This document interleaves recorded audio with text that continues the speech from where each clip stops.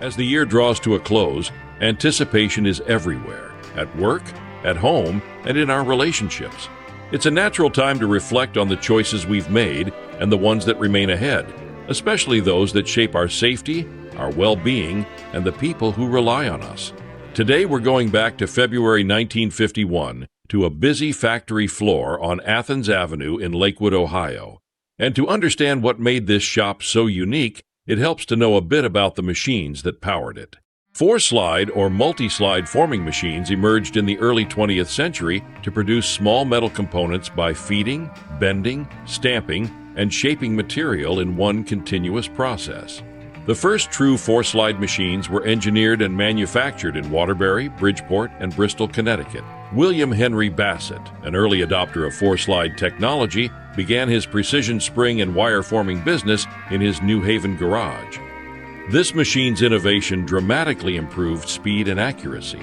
As demand for springs, clips, and automotive parts grew, Connecticut manufacturers sold and relocated equipment nationwide. And upon the family's relocation to Cleveland, Bassett Spring Company enabled one family to build a business around these advanced machines. William H. and Stella M. Bassett relocated from New Haven in the 1930s, bringing their four-slide machines with them to the Western Reserve. Those backbone tools of wire forming became the foundation of a small factory in Lakewood, Ohio. It was from that shop that they later supported the war effort, and the business grew after their sons returned from service. And fittingly, it all began years earlier in William Henry Bassett's garage in New Haven. By the mid-1940s, Bassett Spring Company was humming, ultimately led by a woman whose energy filled the shop. The Cleveland Press profiled her in the 1951 article, "Tireless Grandma Runs Wire Firm."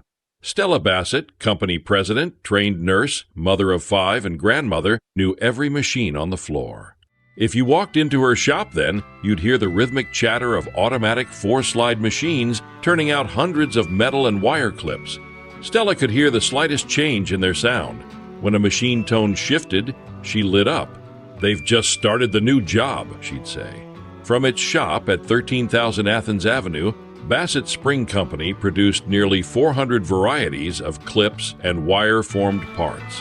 What made the company special wasn't just its output, it was Stella herself. She told the reporter she wanted to build the business for her sons, who were scattered across work, college, and the Army, while her daughters pursued nursing and school. Until they were ready, she was the one moving the company forward. Stella had recently expanded the shop by 20% and invested in equipment to boost production by 25%. And though she could run every machine, she relied on her crew, 12 skilled workers she proudly called her friends. At a time when women industrial leaders were rare, Stella Bassett was already doing the work, leading, organizing, expanding, and building a company with the same steady rhythm as the machine she listened to so closely. Her true strength wasn't just skill, it was anticipation. She could look ahead, recognize opportunity, and envision what the future could become. And that's the story of Bassett Spring Company, one of the early industrial forces inside the building we now know as Lakewood Screw Factory.